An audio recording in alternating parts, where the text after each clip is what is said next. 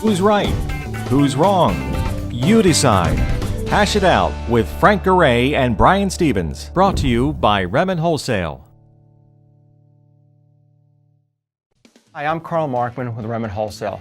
We're incredibly proud of our history of educating and partnering with the broker and banker community to prepare you for what's next. We've always been committed to same-day turn times on initial underwrites, which allows us to earn your business each and every day. We're happy to sponsor the following program. Hello, my name is Brian Stevens. This here is Frank Ray, Hello. and thank you for joining us on another edition of Hash It Out. Today we're going to talk about what is the talk of the industry, and it's this whole TRID safe harbor thing. Right. As recently as a couple of days ago, what we've been hearing is that Congress, both the House and the Senate, are going to pass a TRID safe harbor. Right. It then could very well go to the president's desk where it may not get vetoed, in which case lenders are going to have safe harbor through the end of the year. Right. Now, the whole point of the safe harbor, it stipulates that if a lender is making a good faith effort to integrate TRID into their closing documents, making it their closing documents, Sure. then they won't be sued for that, and that consumers would be in a less litigious position to go after and sue lenders if they found any defects, if a good faith effort was not being made. So my question to you, Frank, is with or without safe harbor passing, if the CFPB or any other regulatory agency were to come to the conclusion that a lender was not making a good faith effort to make the new TRID integrated disclosure statements part of their entire package suite of services, wouldn't they just sue them anyways? They would, and I would say this though, I think that I would have to believe, and I'm going to be so bold as to say 100% of the lenders out there are making their good faith effort. I mean, this is just too big of a deal, on a national level within the lending industry to not have made at least some sort of effort to get the whole TRID thing integrated. But I would say that you're probably right. I mean, if there's no good faith effort being made, clearly the CFPB is going to be in a position to go in and root out those guys and fine them into oblivion, and they would be rightly justified in doing so. I mean, I think that's how it would be. Okay, so what's the purpose of this whole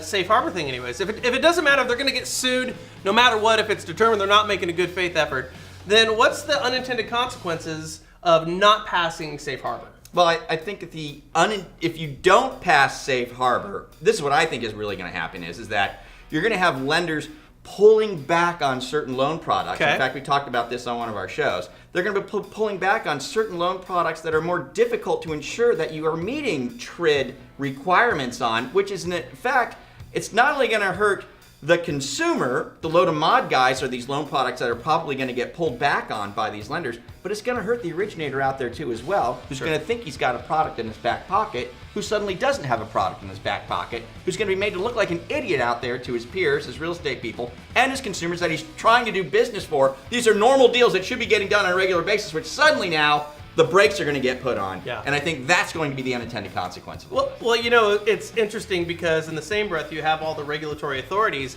who are talking about increasing liquidity, Right. increasing mortgage availability, and yet by not passing safe harbor, I think what you're saying here is that you're going to decrease that mortgage Correct. availability. And if you think about it, a lender not making a good faith effort, the concern from our regulators would be that that's going to hurt the consumers because Right. they're not going to have this new wonderful, easy to understand piece of paper that looks a heck of a lot like the old one. Right. But the unintended consequence of that is that now those very products just won't even be available. And isn't that the most hurtful thing you can do? It is, and I think what the loan originators need to think about out there right now is they need to have hyper communication going on with their peers, with their real estate partners and with their consumers, letting them know that because of all this stuff that's going on with TRID and this potential not getting safe harbor, that there might be pullback on certain products, And we're seeing which it. could hinder deals getting done in their local market area. But it's going to require hyper communication. Don't be the guy that didn't let everybody know, Right. for sure, because somebody's going to let everybody know, and they're going to be deemed as more of an expert than you, right? Right. And don't be the guy that gets caught with his pants down, you know what I mean, who thinks he's got something going on, thinks he can perform on a particular product, and suddenly at the end, we can't do this right now, sorry, you missed the memo. Right. You know what I mean? This isn't going to go down, and now you look like an idiot. Well, and I think the other call to action that we should have for people out there, loan officers, at bare minimum, you should contact your congresspeople, both in the House and the Senate, and Right. tell them to pass TRID Safe Harbor.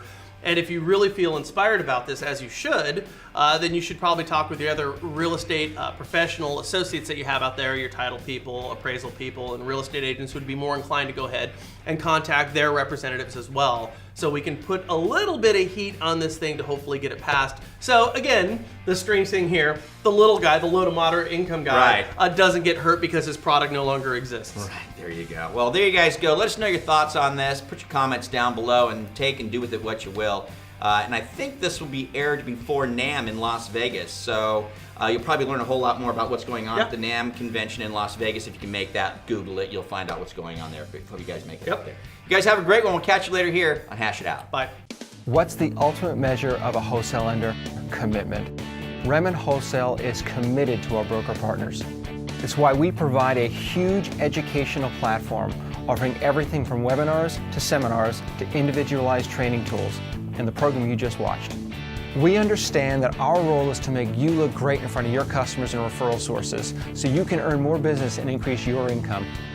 Find out more at RemenWholesale.com.